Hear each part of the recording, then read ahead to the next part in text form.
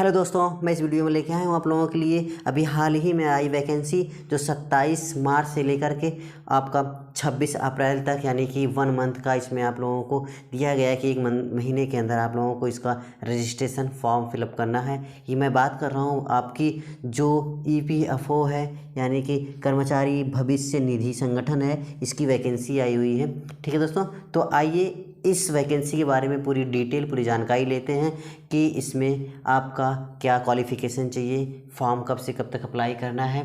ठीक है दोस्तों, एम्प्लॉयज़ प्रोविडेंट फंड यानी EPFO। ठीक है दोस्तों, तो आइए हम लोग देखते हैं कि यहाँ पे इसकी जो कंडक्ट कराने वाली एजेंसी जो इसका एग्जामिनेशन कंडक्ट करवाएगी उसका नाम है नेशनल टेस्टिंग एजेंसी यानी NTA इसका एग्जामिनेशन कंडक्ट कराएगी। फॉर्म अप्लाई करने का माध्यम है वो है आपका ऑनलाइन मीडियम।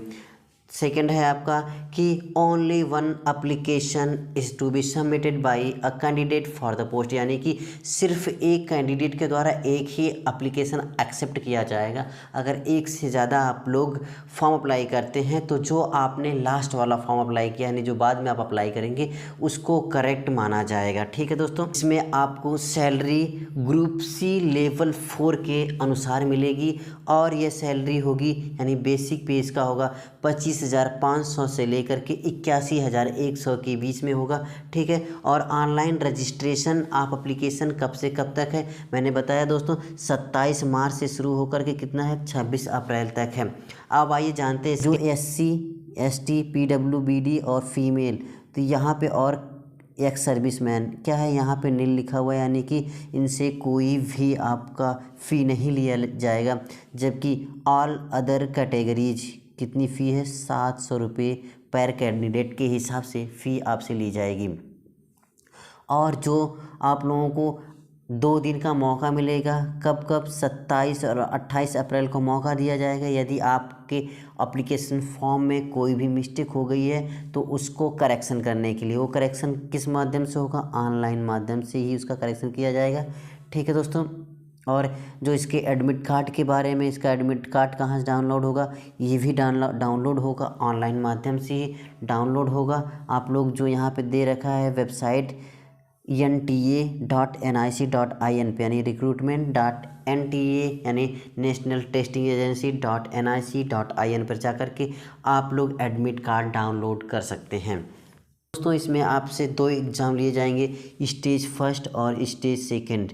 ठीक है दोस्तों, तो जो स्टेज फर्स्ट है उसमें क्या है कंप्यूटर बेस्ड एग्ज़ाम होगा। ठीक है, तो जो लोग computer based exam stage first में क्वालिफाई करेंगे उन लोगों को स्टेज सेकंड का पेपर देने का मौका मिलेगा यानी कि for short listed candidate only. जो स्टेज सेकंड का आप लोगों का एग्ज़ाम है वो सिर्फ शॉर्ट लिस्टेड कैंडिडेट ही आपका एग्ज़ाम उसका देंगे। ठीक है दोस्तों, तो जो स्किल टेस्ट इन स्टेनोग्राफर फेज सेकंड में यानी कि जो स्किल टेस्ट लिया जाता है वो स्किल टेस्ट क्या होता है, उस स्किल टेस्ट में आप लोगों को देना होता है कि डिक्टेशन, यहाँ पर लिखा हुआ है dictation 10 minute at the rate of 80 words पर मिनट यानी कि आप लोगों को 10 मिनट के अंदर कितना 80 वर्ड्स पर मिनट के हिसाब से लिखना है। 10 मिनट तक आप लोगों को 80 वर्ड पर मिनट के हिसाब से कंप्यूटर में आपको टाइपिंग करनी है। और ट्रांसक्रिप्शन में दिया हुआ है कि 50 मिनट यानी कि 50 मिनट इंग्लिश में और 65 मिनट कितना है आपका, ये आपका है हिंदी में। ये भी सिर्फ क्या होगा कंप्यूटर बेस्ड ही होगा। ठीक है दोस्तों, अब आइए देखते हैं इसके वैकेंसीज़ के बारे में। ठीक है, जो स्टेनोग्राफर की वैकेंसी है कितनी पोस्टें हैं तो यहाँ पे आप लोग देख रहे हैं कि 74 वैकेंसी है जनरल की, और EWS यानी कि इकोनॉमिकली वीकर जो सेक्शन है उसकी कितनी है 19 पोस्ट है। SC के लिए 28 है। ठीक है, और ST के लिए आपका 14 पोस्ट हैं। जबकि OBC जो नॉन क्रीमी लेयर हैं उनके लिए कितनी आती है 50 वैकेंसी यहाँ पे आई है यानी टोटल कितनी है 150 वैकेंसी आई हुई है दोस्तों। अगर जो लोग एक्स सर्विस मैन हैं, ठीक है, उन यानी कि पर्सनल विथ बेंचमार्क डिसेबिलिटी, जो डिसेबल पर्सन है उनके लिए कितनी कैटेगरी A के जो डिसेबल पर्सन उनके लिए 2 वैकेंसी है, कैटेगरी B वालों के लिए भी 2 है, कैटेगरी C के लिए भी 2 है, कैटेगरी D एंड E के लिए कितनी है 1 है। यानी टोटल जो एक्स सर्विसमैन है उनकी कितनी वैकेंसी है 18 वैकेंसी है। ठीक है दोस्तों, क्वालिफ़िकेशन क्या क्या चाहिए, एजुकेशनल क्वालिफ़िकेशन क्या चाहिए, और उसके अलावा हमें क्या चीज़ हमारे पास स्किल्स होनी चाहिए जिससे हम इस एग्ज़ाम में बैठ सकते हैं। तो पहला है कि आपको the candidate must be 12th class pass from और recognised board as on the closing date of the online application, यानी कि 12th क्लास पास होना चाहिए किसी भी रिकॉग्नाइज बोर्ड से, चाहे आप किसी भी बोर्ड से, यूपी हो, बिहार बोर्ड से, किसी भी बोर्ड सीबीएसई हो, आईसीएसई बोर्ड से हैं, आपको 12th पास होना चाहिए। और यहाँ पे closing date of online application, यानी कि जो इसका लास्ट दिन का एप्लीकेशन फॉर्म जिस दिन अप्लाई होगा उससे पहले का होना चाहिए, ठीक है। यानी कि जो लोग, अगर कोई कैंडिडेट 12th में है, वो अपीयरिंग है, उसका एप्लीकेशन जिस दिन लास्ट एप्लीकेशन का डेट है उससे पहले उसका रिज़ल्ट नहीं आया है तो वो इसको अप्लाई नहीं कर सकते हैं। यानी कि 18 से लेके 27 साल तक की आयु इसमें मांग रखा है। और जो एज रिलैक्सेशन है आप लोग देख सकते हैं, आईएससी और एसटी के लिए 5 साल का है, ओबीसी के लिए 3 साल का है, ठीक है दोस्तों। इसी तरह अलग अलग जनरल, एससी एसटी और ओबीसी नॉन क्रीमिलियर के लिए जो मैक्सिमम एज है वो आप लोगों का यहाँ पे दे रखा है, ठीक है दोस्तों। और एक्स सर्विसमैन के लिए कितना कितना रिलैक्सेशन है, जनरल में 3 है, ओबीसी नॉन क्रीमिलियर के लिए 3 3 6 है, और फिर एससी और एसटी के लिए फिर 5 साल, 5 3 8, ठीक है दोस्तों। यानी 3 3 साल का रिलैक्सेशन दिया गया है जो एक्स सर्विसमैन है, अलग अलग कैटेगरी के अलग अलग दिया हुआ, ठीक है दोस्तों। अब आइए देखते हैं कि जो पर्सन विथ बेंचमार्क डिसेबल, यानी कि जो डिसेबल पर्सन है, यानी विकलांग पर्सन है, ठीक है, उनको कितना कितना दिया गया है। जनरल के हैं तो 10 साल, और ओबीसी के हैं 13 साल, और एससी या एसटी के हैं तो उन्हें कितनी साल की 15 साल का रिलैक्सेशन दिया गया है, ठीक है दोस्तों। अब देखते हैं हम लोग एलिजिबिलिटी, नेशनैलिटी या सिटीजनशिप के बारे में। तो पहला ही लिखा हुआ है कि a candidate must be either a citizen of India, या तो नेपाल का होना चाहिए, या तो भूटान का होना चाहिए, या तो तिब्बत का रिफ्यूजी हो, लेकिन वो कितना हो 1 जनवरी 1962 with the intention of permanently setting in India, यानी कि जो 1962 के पहले इंडिया में आके रहने लगे हैं, ठीक है। ऐसे ही पाकिस्तान के बारे में, श्रीलंका और अफगानिस्तान के बारे में भी है, ठीक है।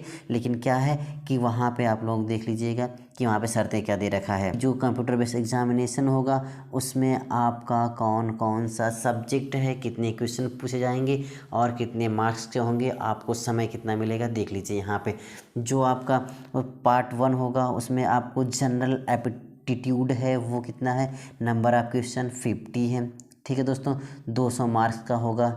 और जो इसका सेकंड पार्ट है general awareness include computer awareness, यानी जो जनरल अवेयरनेस का होगा आपका पेपर, उसमें कंप्यूटर भी होगा, यानी कंप्यूटर के बारे में भी आपको सामान्य बातें आपको जाननी होगी।